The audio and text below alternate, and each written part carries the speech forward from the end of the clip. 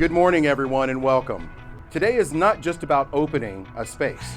It's about opening doors. Doors to opportunity, innovation, as well as service. As nice as the facility is, the rooms, the technology, everything else is great, but what I really see in there is this is a launch pad to all of your careers.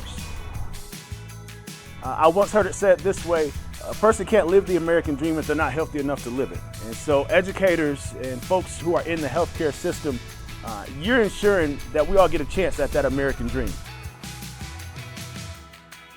Today's ribbon cutting is more than just opening the space. It represents growth, progress, and continued commitment to empower students to become professionals, leaders, and change makers in their community. As we cut this ribbon in a few moments, let it symbolize more than just a beginning.